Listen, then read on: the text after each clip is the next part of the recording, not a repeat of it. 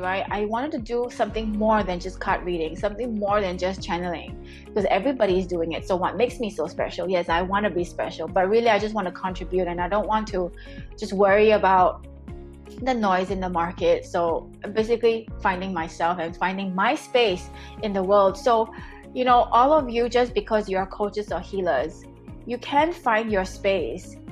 And I think being healers and coaches, we aspire to have our own system, right? We aspire to have our own unique signature program or our own signature process. And I can tell you now firsthand that by walking through your own crises and challenges and learning how to heal yourself from the inside out, you will find your own process. You will find your own system that it's not cookie cutter. And we all know right now, cookie cutter it's not in fashion anymore. You know, the 3-part system, buy this blueprint and it just works.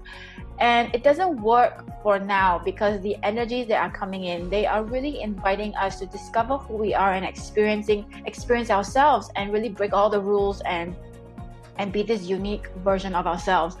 And even the biggest two names, Abraham Maslow and Carl Jung, talked about it, right? One says it's the self-actualization, and one talked about the individuation process. And we all want to be individualized. We all want to be heard. We all want to be seen. And we all want to be seen the way we are. We want to be accepted the way we are without trying to be someone else. And that's what we have been doing. And so now it's very uncomfortable. That shoe doesn't fit anymore. You see? So I've been doing so many readings over the last, for a long time. So it has grown. I've seen the work grow and how efficient it can be for just one session. So in the past, when I was a coach, of course, because of money, you want to sign on a client for 6 months and 12 months and all that kind of thing, right? Because passive income, and you don't have to go hunt for clients, and that's just the business part, and which is fine. But if you look on the client side, they don't have to go through 6 months or 12 months. They really can have instant healing. And as a healer and as a coach, you really want to have the client be in their own power, and don't take their power away from them, by, you have to be with me for 5 months or you have to be with me for 12 months. I've been through that, I've done that, but now my maximum sessions are just 4 sessions. And I know within these 4 sessions, they will be able to find themselves. I am able to give them the tools, and if they need to do a refresher course or just realign themselves, and come. So I want to remind you that we are just facilitators. We are just helping people who have lost their light to reconnect their light and then send them on the way. We don't want to have codependent relationship with people, okay? And by doing so, taking a very strong, powerful stand for yourself and for other people, you actually will help. And don't worry about, oh my God, what about my income? What about this? Hey, you know what? The universe provides. And Oprah said this: the intention always comes back to you. And if your intention is out of needy and desperation, then it's going to come back to you, and you're going to feel yucky, and you might even attract yucky clients. All right. So this is what I'm going to do. I'm going to just talk about the topic of the day. And then, and then my 4 sessions are very specific. So the first session is really rewriting. It's about learning your contract, learning your karma. To me, karma is just unfinished business, unlearned lessons. And the Buddhists talk about it, the wheels of karma. And therefore, even if you're not a Buddhist, you see yourself going through challenges. Oh my God, why is my ex in different shape, size, or form coming back? Why am I still stuck with money, and that kind of thing? So these are like just lessons. And karma, it's not a scary word. It's a law of cause and effect. You change the cause, you change the effect. It's very simple. So it goes back to my topic for today. And so the first lesson is really to learn your lesson. Like I've said, because of my own challenges, I'm like, oh my God, is there an easy way out? I don't think God wants me to be here and just to suffer and just want to check out, right? That's just a waste of a life, right? So I've worked out with my soul what's the best for my soul. And so it's the first session is really learning your karma, because without learning your lessons, you won't be able to move on. It won't. That's just the law. Then the second session, we do a soul retrieval, because as we incarnate into this physical form, not our entire soul is incarnated with us, because then your physical form will just explode, because your soul is pure light. we are dense, right? Your soul is, your physical form would explode. And what happens is even with that little spark that came in together with us, we consider that as a whole. You know, you look at a baby, you don't see that the baby is shit, right? You just look at the baby and like, oh my God, there's just so much love for the baby. That is pure love. We came from there, we were there. Then as we grew up, we adopted other people's belief system. We look at how dysfunction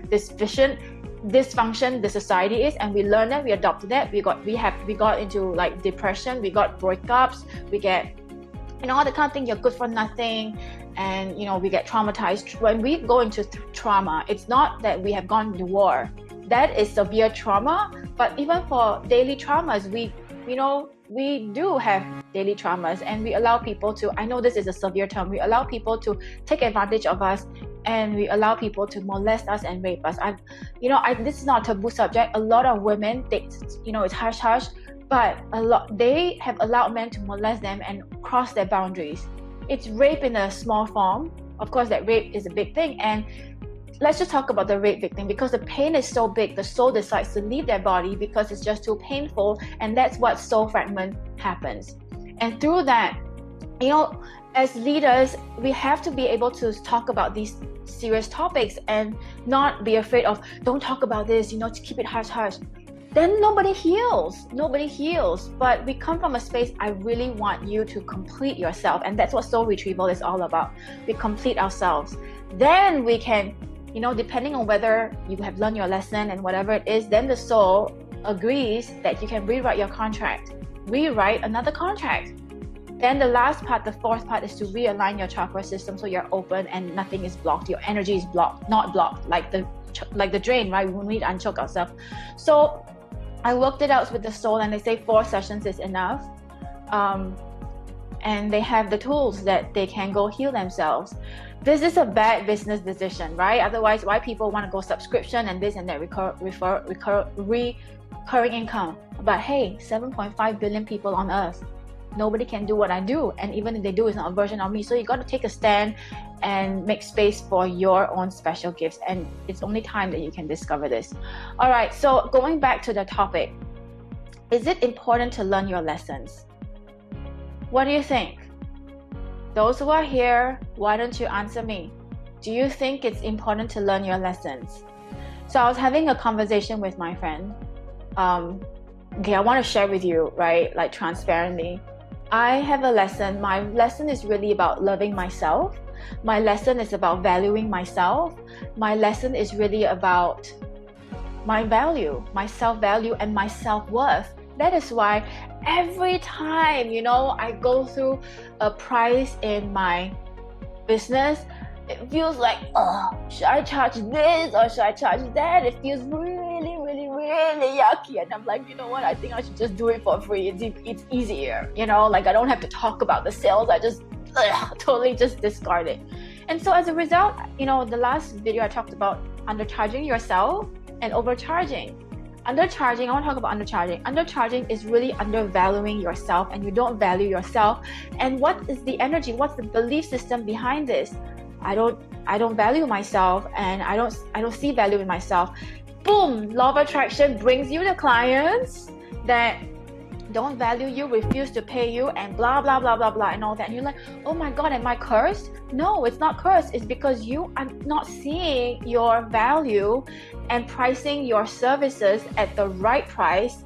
It doesn't matter if people can't afford. It's not your business, because I can assure you that at any price that you price, there will be somebody who can afford, and there will be somebody who cannot afford. And then because we want to please so much as women, we focus on those who cannot afford, right? Then if you focus on those who cannot afford, you are basically buying into their story, and you're reaffirming their story. Yes, you know, you're good for nothing. Basically, yes, you can't afford me, and yeah, so suck it up. That's very dramatic, but that's basically what you're telling them. You know, yeah, you know, you poor thing. Yeah, I know you can't afford, so why don't I give you for free? You're mothering them and nothing changes, right? So then you become upset because you're the wounded healer syndrome. You don't get the money that you want. You can't pay your bills. How can you serve? It's a vicious cycle. So start by valuing yourself, okay? That's very, very important. The price point is a very sensitive topic, but every time you price something, reaffirm to yourself, somebody can afford, somebody cannot afford. And you know what? If those who really, really want you, they will save up, and that's going to make that session even more precious. So that being said, is it important to learn your lesson? So I was talking to my friend, and I did tell her that I'm no longer going to give free stuff because I now value myself. It's good to have friends like this, you know, it's good to have like bouncing friends and they keep you in check. So I talked to her and like, should I give this for free? And she's like, I thought you're no longer going to give free stuff. And I'm like, yeah, that's true. And then I asked myself, where was my intention? My intention was to please so that people can buy. But that's a codependent relationship. I want to be liked, right? That's the intention. And I'm like, no, I'm going to take a stand for myself. And so I went from this price to this price and to this price, and it felt really, really good. And she's like, yeah, you should totally do that. And so that goes back to, I know my lesson is about self-value, it's about self-worth. I just devalued myself, right?